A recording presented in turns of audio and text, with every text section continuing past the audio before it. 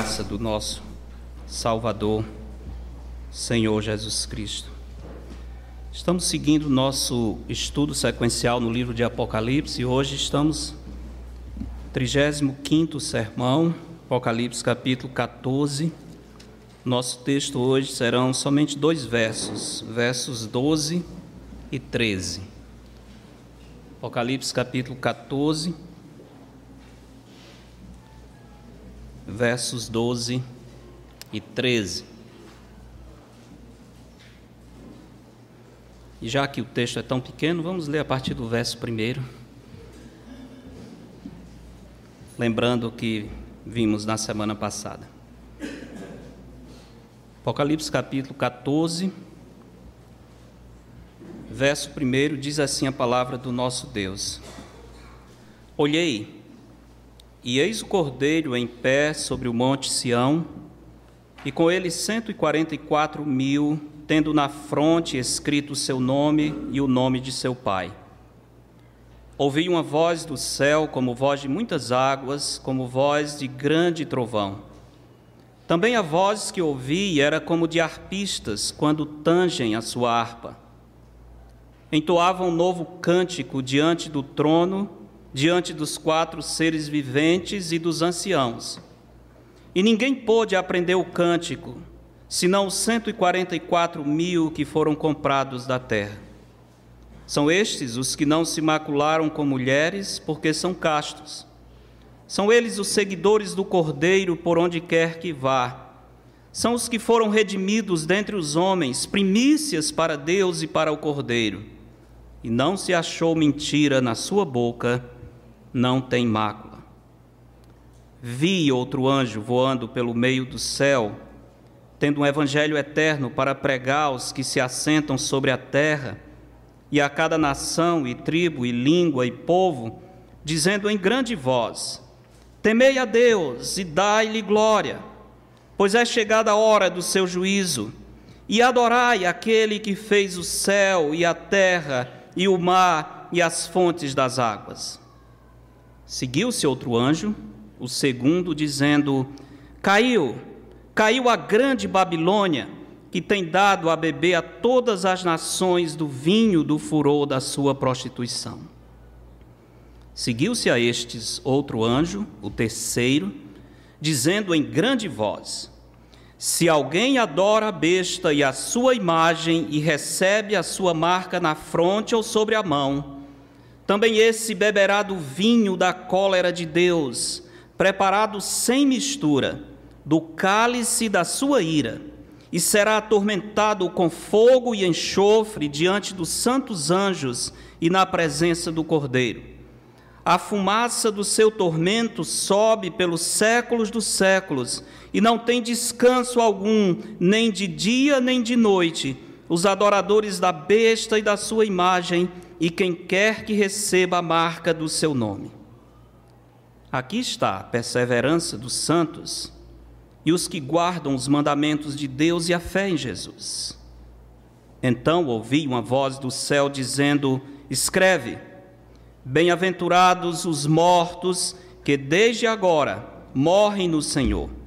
Sim, diz o Espírito, para que descansem das suas fadigas, pois as suas obras os acompanham. Oremos. Ó Senhor nosso Deus, Deus eterno, Deus dos espíritos dos profetas, Senhor da palavra, Deus que nos dá a revelação eterna, inspirada e infalível. Agradecemos a Ti, Senhor, pelo livro de Apocalipse, que tem nos edificado tanto, que tem nos desafiado à santidade, que tem revelado para nós a soberania do Senhor, a glória do Teu amado Filho, que tem mostrado, Senhor, claramente que Tu és soberano e que a história das nações, a história do mundo está nas Tuas mãos, que não existe acaso nem sorte, mas o Senhor está escrevendo a história do universo e o Senhor vai fechar essa história com o capítulo glorioso que o Senhor mesmo determinou. Louvado seja, Senhor, por seres o Deus eterno, bendito o Teu santo nome. Abre, Senhor, agora os nossos olhos Abre os nossos entendimentos para compreender esse texto e não somente ganhar informação, mas deixar que essa informação penetre no nosso coração, no nosso homem interior e nos transforme de dentro para fora à imagem do Senhor Jesus Cristo. Ó Senhor, pedimos que esse texto traga consolação e esperança para todos nós, pois temos um texto muito especial, onde é dito que felizes são os que morrem no Senhor. Ó Deus, sabemos que a morte é um pavor. Sabemos que ninguém nesse mundo diria que alguém que morreu é feliz. Mas a Tua palavra diz, os que morrem no Senhor são felizes. Que esperança, Senhor. Que alegria, que consolo nós temos no Santo Evangelho. Faz essa alegria viva e vibrante nessa noite, no coração de cada um. O que te peço em nome de Cristo. Amém. A felicidade dos mortos em Cristo. Felicidade dos mortos em Cristo. Em Hebreus capítulo 2, versos 14 e 15, os irmãos não precisam ler, o autor sagrado diz que existe uma coisa chamada o pavor da morte. E ele diz que é por meio desse pavor da morte que o diabo mantém as pessoas escravizadas por toda a vida. Impressionante isso. Disse que vocês não precisavam ler, mas eu acho que precisam. Hebreus, abre lá em Hebreus capítulo 2, só para ver essas referências. Deixa marcado o Apocalipse. Hebreus 2, verso 14 diz, Hebreus 2, 14: visto, pois, que os filhos têm participação comum de sangue e carne, destes também ele, falando de Cristo, igualmente participou, para que por sua morte destruísse aquele que tem o poder da morte, a saber, o diabo. Não é interessante? Pela morte de Cristo ele iria destruir. Naturalmente, Satanás não está destruído completamente ainda. A obra do Senhor, a igreja do Senhor já tem feito saques no reino das trevas. Nós somos a prova disso. Pelo poder de Deus, as portas do inferno têm sido arrombadas cada vez que alguém se converte a Cristo. Satanás não está amarrado ainda, como alguns dizem, está amarrado, não confia, ele está solto, não vá nessa conversa. Ele será amarrado.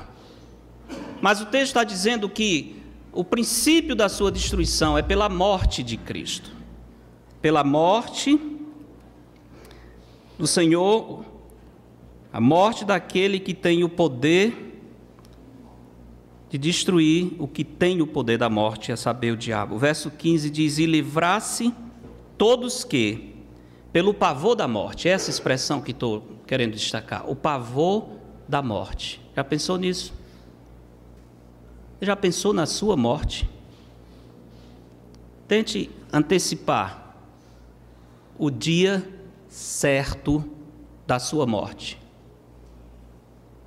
Se há uma coisa que todos nós estamos certos que vai acontecer, se Cristo não vier buscar os salvos, é que a morte está diante de nós. Alguns tentam fugir. Obrigado, Bruno. Alguns tentam fugir dessa ideia. Eu já vi pessoas dizendo, não gosto nem de falar na palavra morte. E eu fico pensando o que será dessa pessoa no dia em que não for a palavra, for a realidade da morte. No dia em que ele estiver certo de que lhe restam poucos dias. Terão eles tranquilidade diante da morte ou terão pavor da morte? Pensa nisso, pavor da morte. Como é que você se posiciona quando pensa na sua morte, que deve ter como certa? Então o texto diz, e livrasse todos que, pelo pavor da morte, estavam sujeitos à escravidão por toda a vida. Curioso esse pensamento de que As pessoas se mantêm escravizadas ao diabo por toda a vida por causa do medo da morte. Bem interessante isso. É interessante meditar nesses versos, porque o texto inspirado está dizendo que o medo da morte abre no coração das pessoas a oportunidade para o diabo agir e manter os homens sob o seu domínio. Recente eu ouvi o testemunho de uma irmã, bem interessante ouvi-la, dizendo que uma coisa que lhe apavorava era a morte, que ao longo da sua juventude não gostava de pensar e tinha um medo terrível de morrer, como também a sua avó, embora sendo muito religiosa e praticante, tinha um medo, morreu com muito medo da morte.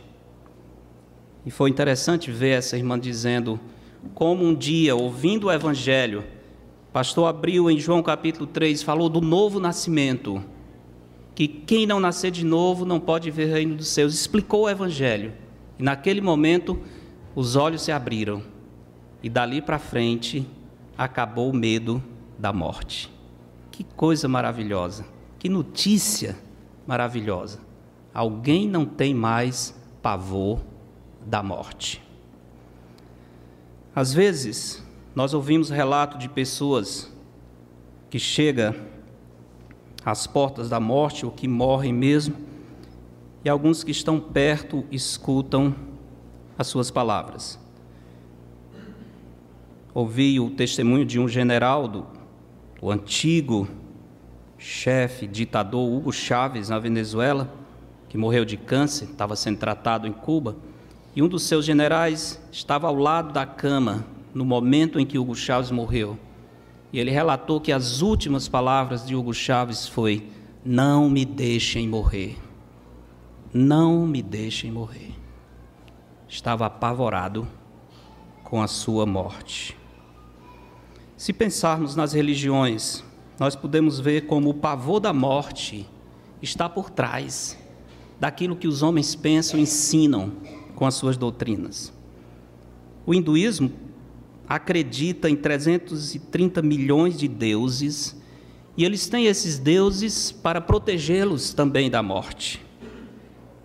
E quando morrem, para ter a sensação de que não morreram, eles criaram uma doutrina de que aqueles que morreram passam por sucessivas reencarnações, e durante esse processo eles estão vivendo com a família.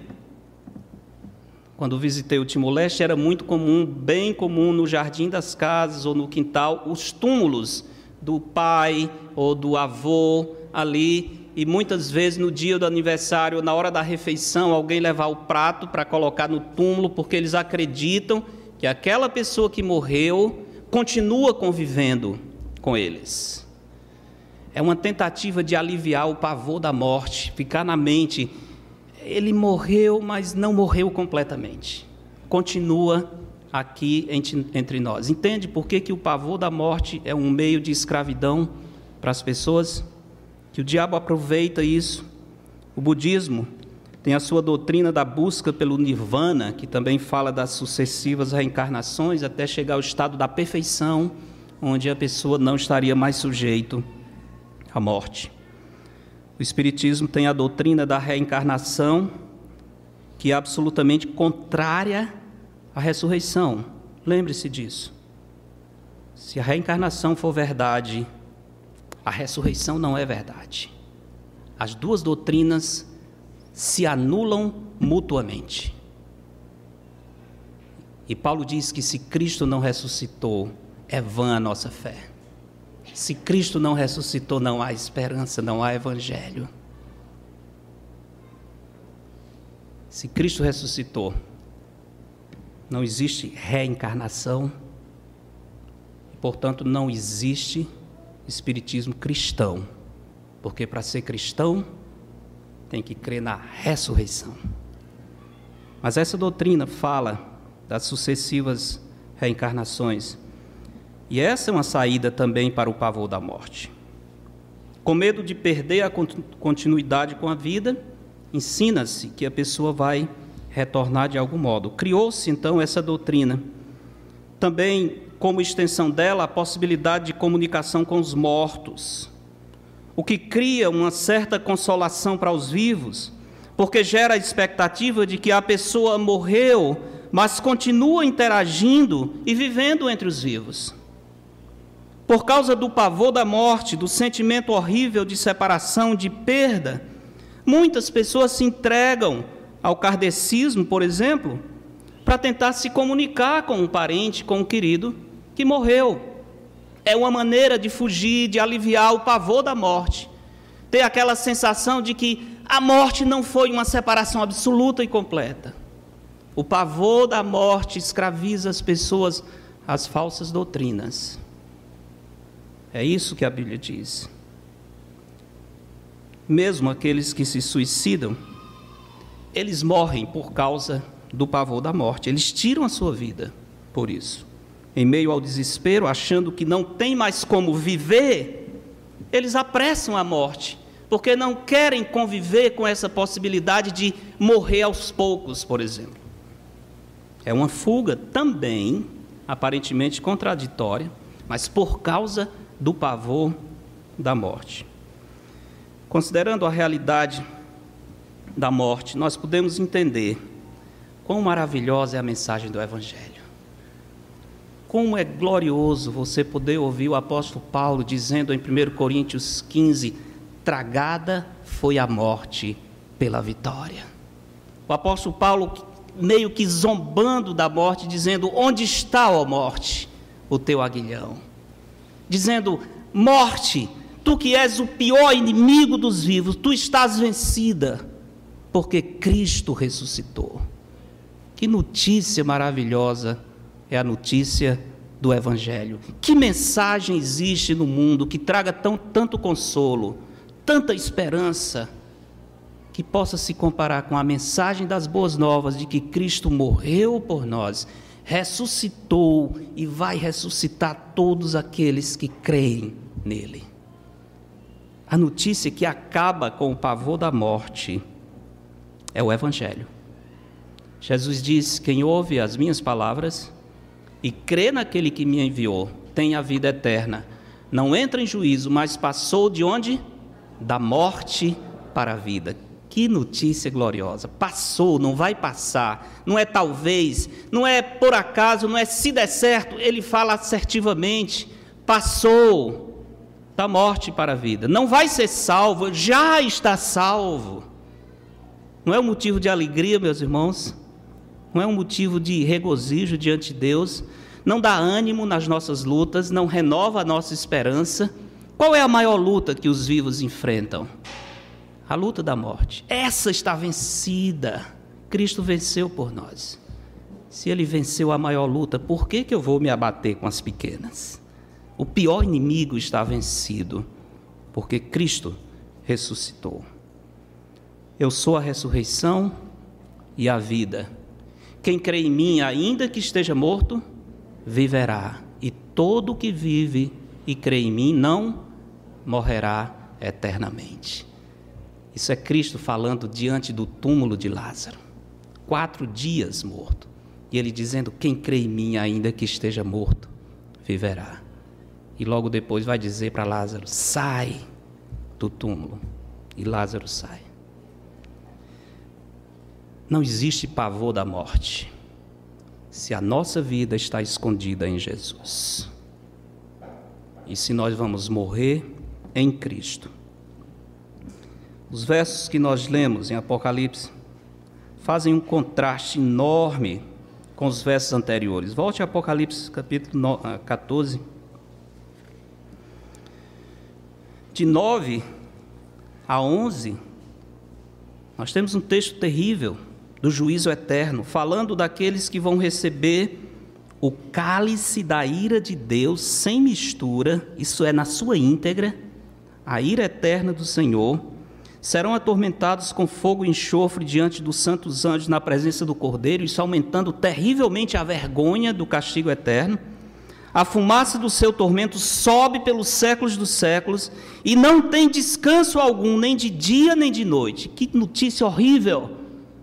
Essa é a descrição dos que são perdidos eternamente. E no meio dessa descrição horrível do juízo de Deus, que vai continuar no versos 14 até o final do capítulo 14, no meio disso nós temos como que uma ilha de alívio, de bênção. O Senhor Jesus dizendo: bem-aventurados os que morrem no Senhor, porque eles irão descansar, enquanto aqueles não têm descanso nem de dia nem de noite. Os que morrem em Cristo vão descansar no Senhor, e as suas obras o acompanham. Contradição absoluta, de propósito, causando esse impacto, mostrando a diferença entre os que são perdidos e os que são salvos por Jesus Cristo. Isso nos lembra um verso em Malaquias que eu gosto muito, que diz: então vereis outra vez a diferença entre o justo e o perverso, entre o que serve a Deus e o que não serve. Às vezes essa diferença nesse mundo não dá para se perceber tanto. Às vezes quase nem nós conseguimos ver a diferença entre o justo e o injusto, entre o que serve a Deus e o que não serve. Mas um dia na eternidade, no dia da nossa morte, nós veremos claramente essa diferença, muito claramente, porque os que morrem em Cristo são felizes, bem-aventurados, irão descansar com o Senhor. Em meio a todo o sofrimento da tribulação, a expectativa horrível da condenação eterna, para aqueles que não se arrependem, os salvos em Cristo destacam-se como tochas brilhantes da glória e do amor de Deus. Sua insistente e imutável lealdade a Cristo responde à pergunta feita no capítulo 6, o verso 17, em Apocalipse, quando os moradores da terra em desespero clamam por ocasião da abertura do 6º selo. Vendo o juízo de Deus, eles dizem: porque chegou o grande dia da ira deles, do Pai e do Filho. E perguntam: quem é que pode suster-se diante dessa tremenda ira? Quem pode suportar o juízo que Deus está mandando sobre a terra? A resposta é: os eleitos de Deus podem suportar. Os eleitos de Deus irão permanecer firmes e não serão destruídos pela ira de Deus. Essa é a resposta para aquele período. Esses versos maravilhosos nos ensinam que a certeza da salvação em Cristo é a maior bênção que um pecador pode receber. Certeza da salvação em Cristo é a maior bênção, o maior presente que pecadores como nós podem receber. Por quê? Primeiro, porque a certeza de estar com Cristo nos dá firmeza diante das lutas da vida. Verso 12 diz: aqui está a perseverança dos santos, os que guardam os mandamentos de Deus e a fé em Jesus. Para entender bem o impacto dessas palavras, devemos lembrar que essa mensagem está sendo dirigida aos salvos do período da tribulação. Qual a situação dos salvos durante a tribulação? Perseguição. Viverão escondidos por causa da perseguição do anticristo. Muitos serão mortos. Capítulo 12 diz que eles vão vencer a besta dando o seu próprio sangue. 12:11 diz: eles, pois, o venceram por causa do sangue do Cordeiro, por causa da palavra do testemunho que deram. E mesmo em face da morte, isso é, muitos irão morrer nesse período, mesmo em face da morte, não amaram a própria vida. A sua fé era tão firme no Senhor, que eles enfrentaram a morte, mas não desistiram de crer em Cristo. E por causa disso, eles venceram o diabo. Ah, mas eles morreram, mas a morte deles é vitória. Até nisso, o inimigo perde na sua luta contra os servos de Deus. Então esse é um período de muita perseguição.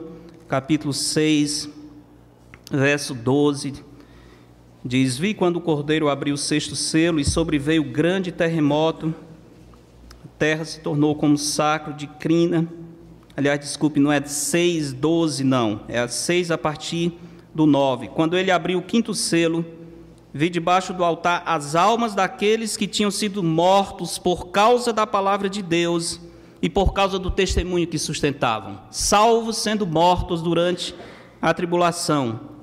Clamaram em grande voz, dizendo: até quando, ó soberano Senhor, santo e verdadeiro, não julgas nem vingas o nosso sangue dos que habitam sobre a terra? Servos de Deus estarão morrendo nesse período. Capítulo 11.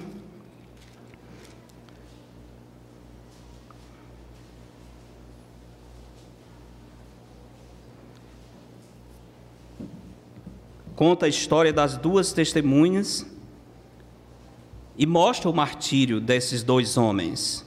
Verso 7 diz: quando tiverem então concluído o testemunho que devem dar, a besta que surge do abismo pelejará contra elas, as testemunhas, e as vencerá e matará, e o seu cadáver ficará estirado na praça da grande cidade, que espiritualmente se chama Sodoma e Egito, onde também o seu Senhor foi crucificado.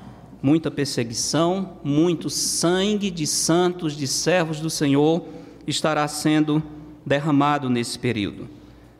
O anticristo temporariamente vai prevalecer contra os escolhidos de Deus e causar a morte de muitos.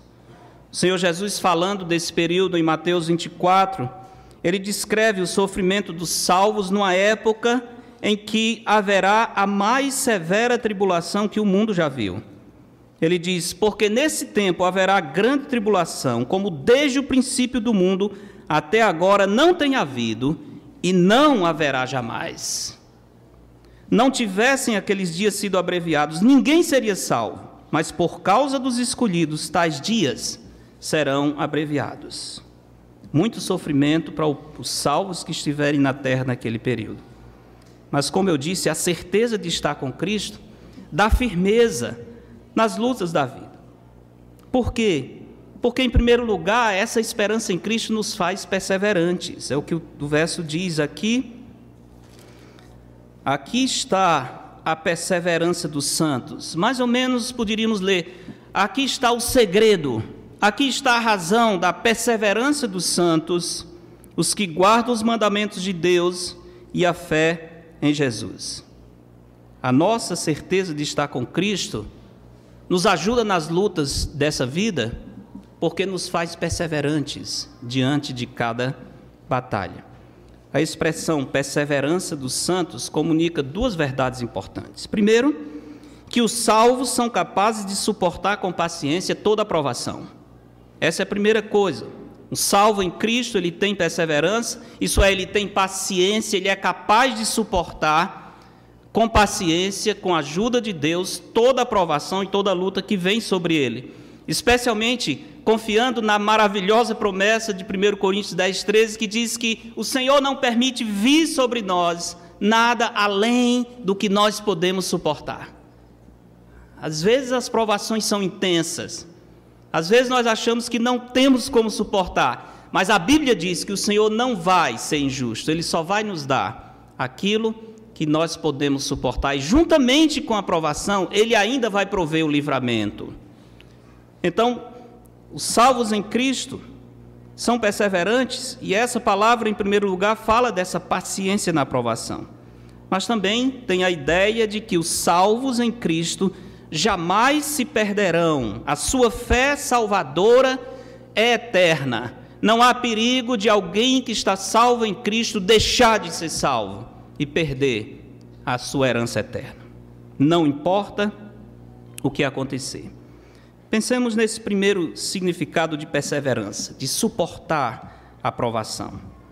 Perseverança dos santos significa a paciente resistência, a capacidade de suportar o sofrimento a despeito da dureza das circunstâncias e provas que enfrentamos. O texto diz que essa é uma marca dos santos, a perseverança dos santos. Mas lembremos que perseverança não é sinônimo de resignação ou passividade, ou alguém que aguenta o sofrimento simplesmente porque não tem o que fazer. Ele está vencido, ele não pode reagir e dizer: então eu vou suportar, porque é isso mesmo, eu não tenho o que fazer. Isso não é perseverança. Isso não é perseverança. Perseverança fala de uma disposição firme de não se deixar abater pelo mal, mas vencer o mal com o bem, por causa da nossa esperança. Porque Deus tem nos dado condições de vencer o inimigo, mesmo que seja dando a nossa vida por Cristo. A nossa perseverança se baseia na certeza do juízo de Deus, que vai julgar a nossa causa. Por que nós ficamos impacientes tantas vezes? Por que nós entramos em desespero diante das injustiças? Porque às vezes passa diante de nós a ideia de que não tem o que fazer. Quem é que vai julgar a minha causa? Quem é que vai vindicar a verdade nessa situação? Parece que o mal prevaleceu, parece que os iníquos vão estar sempre levando vantagem, parece que o servo de Deus vai estar sempre perdendo. O que é que eu vou fazer numa situação dessa? Às vezes passa essa ideia sobre nós. Isso não é verdade. O nosso Deus é o justo juiz, e quando nós lembramos que Deus é o justo juiz, isso nos faz perseverantes e pacientes. Isso nos faz esperar no tempo de Deus e saber que o Senhor vai fazer justiça. Capítulo 13, por exemplo, verso 10 diz: se alguém leva para o cativeiro vai. Ou seja, vai haver a justa retribuição para os que levam para o cativeiro. Depois diz: se alguém matar a espada, é necessário que seja morto a espada. O texto está dizendo: Deus não vai deixar nada impune. Ele há de julgar cada iniquidade. E aí termina dizendo: aqui está a perseverança e a fidelidade dos santos. Por que somos perseverantes na provação, diante das mais terríveis injustiças? Porque o que leva para o cativeiro irá. Porque aquele que comete injustiça vai receber a paga da injustiça. Porque há um Deus no céu, há um justo juiz que fará prevalecer a verdade. Precisamos esperar nele, confiar nele. Essa certeza nos mantém firmes diante de qualquer injustiça. Eu não preciso fazer justiça com as próprias mãos, porque a mim me pertence a vingança, diz o Senhor. Tiago diz que a aprovação da nossa fé produz perseverança. E os que suportam a provação com perseverança receberão a coroa da vida como uma prova do seu amor ao Senhor. Por isso nós podemos, por causa da nossa esperança em Cristo, ser pacientes na tribulação.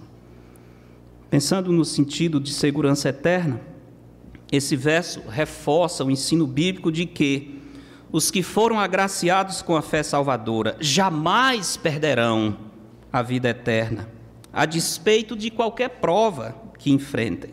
Por quê? Porque a salvação não depende do meu esforço, das minhas obras, da minha disciplina. A salvação é um dom de Deus, e por natureza, sendo um dom de Deus, ela não pode ser perdida. Os propósitos de Deus, os dons de Deus são irrevogáveis. A Bíblia diz, por natureza, uma vez que a salvação é um presente de Deus, ela jamais pode ser perdida. Interessante ligar esse verso com outro que também se refere ao tempo da tribulação. Mateus 24, verso 13, aliás, é um verso que às vezes alguns utilizam para dizer: olha, você tem que cuidar porque você pode se perder no meio do caminho. Só serão salvos os que estiverem vigilantes. O Senhor salva, mas isso não garante que você vai chegar lá. Você tem que fazer a sua parte. Mateus 24, verso 13, diz: e aquele, porém, que perseverar até o fim, esse será salvo. E alguns estão vendo? Tem que perseverar. Está vendo? Se não fizer a sua parte, você não será salvo. Bem, algumas coisas. Primeiro, estamos falando aqui de salvação do sofrimento da tribulação. Mas em segundo, é verdade que os salvos só serão salvos os que perseverarem. Mas também é verdade que todos os salvos irão perseverar, porque Deus fará com que eles perseverem. É verdade, é mais ou menos como Imagina, você está com um grupo de pessoas, jovens, né? Jovem gosta de folia, de zoado. Vamos fazer um retiro e tem um ônibus e precisa sair aqui da igreja para determinado local e a pessoa, o dono do ônibus, o motorista, só entra aqui quem tiver a passagem. Quem não tiver a passagem não entra. Só faz a viagem quem tiver a passagem. E depois ele sai e dá a passagem a todo mundo. Então é verdade que só faz a viagem quem tiver a passagem.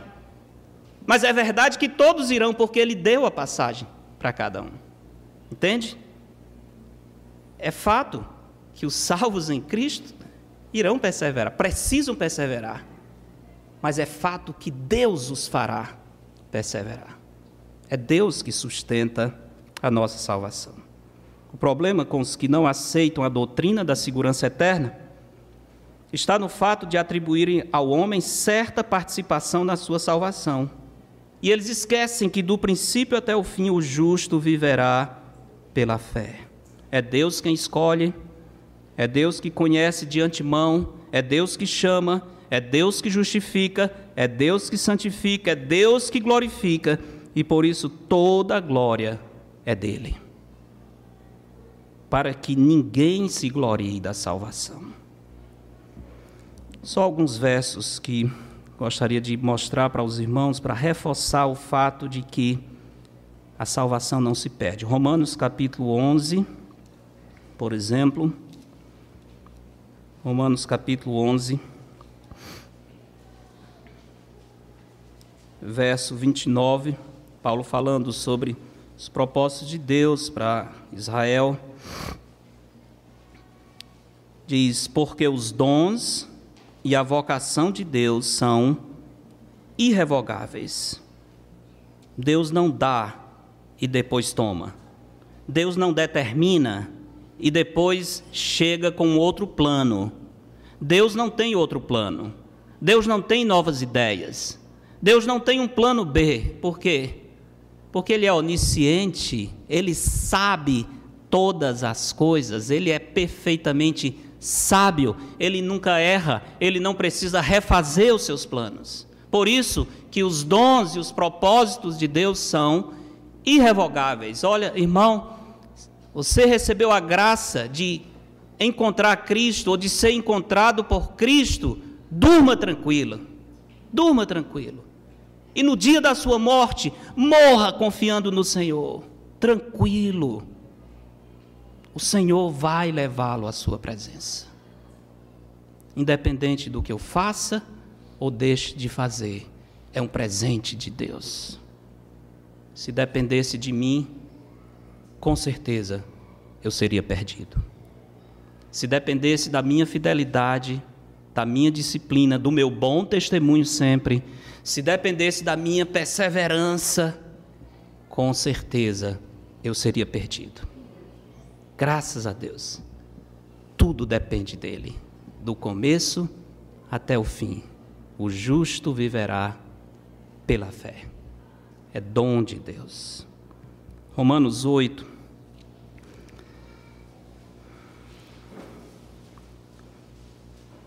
Verso 28. Sabemos que todas as coisas cooperam para o bem daqueles que amam a Deus, daqueles que são chamados segundo o seu propósito. Porquanto aos que de antemão conheceu, significa se envolveu intimamente, se relacionou com eles de antemão. Quando é esse de antemão? Em Efésios 1, Paulo diz, antes da fundação do mundo. Foi lá que o Senhor nos conheceu e nos escolheu. Porquanto aos que de antemão conheceu, também os predestinou, determinou o seu destino antes que eles existissem aqui. Predestinou para serem conformes à imagem de seu Filho, a fim de que ele seja primogênito entre muitos irmãos. E aos que predestinou, a esses, o mesmo grupo, a esses também chamou. E aos que chamou, os mesmos, a esses também justificou. E aos que justificou, a esses também glorificou. Quantos se perderam no processo? Quantos dos que foram conhecidos não chegaram na glorificação? Nenhum. É o mesmo grupo. É o mesmo grupo que foi conhecido antes da fundação do mundo, foi escolhido, foi chamado, foi justificado, santificado e será glorificado. Tudo isso porque é Deus que faz por nós. Amém? Uma grande bênção do Senhor. Eu lhes dou a vida eterna, jamais perecerão e ninguém as arrebatará da minha mão. Que segurança temos em Cristo. Isso é João 10, 28. Ninguém os arrebatará da minha mão.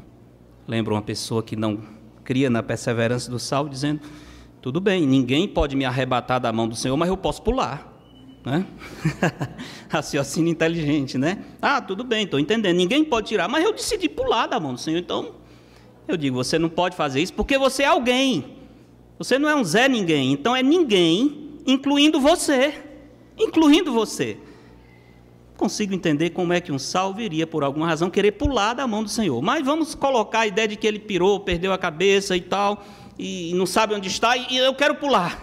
O Senhor diz, não, você não vai pular, porque ninguém arrebata da minha mão, nem você, se fosse possível, num ato de extrema loucura. Ninguém arrebata. Por quê, Senhor? Porque fui eu que lhe salvei, sou eu que lhe seguro. A obra é minha, do começo até o fim, não depende de você.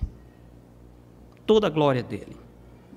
Efésios 2, conhecidíssimo verso que fala do presente da salvação, e relaciona isso com a glória de Deus e a glória dos homens. Efésios 2, 8, porque pela graça sois salvos mediante a fé.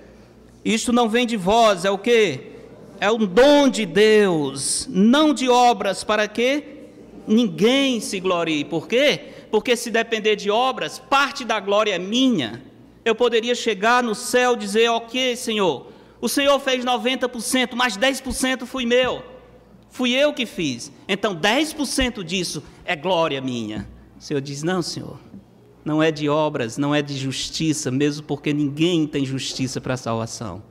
É um presente de Deus, para que ninguém se glorie. E quando chegarmos na presença do Senhor, nós vamos dizer, Senhor, toda a glória é tua. Se não fosse por ti, eu não teria chegado. Eu não tenho nenhuma participação nessa vitória. A glória é toda do Senhor. A salvação é do Senhor, a Bíblia diz. Então, a perseverança dos santos é algo que surge para nós por causa da nossa firmeza, da certeza de estar com Cristo. Voltando ao nosso verso, ele diz, aqui está, você nem sabe mais qual é o verso, né? Apocalipse 14, 12. Não, puxa, rodei o céu e a terra e esqueci Apocalipse, mas estamos voltando agora para o nosso ponto. Apocalipse 14, 12. Aqui está a perseverança dos santos, explicamos agora a perseverança. Os que guardam os mandamentos do Senhor, a nossa certeza de estar com Cristo produz em nós obediência. Porque Cristo nos salvou e nós temos essa certeza, nós queremos obedecer ao Senhor. Nós queremos agradá-lo, não para ganhar a salvação, mas porque fomos salvos. É simplesmente um ato de gratidão por tudo que o Senhor fez. A expectativa do nosso encontro com Cristo nos motiva a obedecer a Deus. Nenhum sacrifício que possamos fazer, que é temporário nessa vida, se compara ao prêmio eterno que o Senhor tem para nós. Então, a certeza de que eu sou um salvo, ao invés de me motivar ao pecado, alguns dizem, ora, mas se você disser que uma pessoa que é salva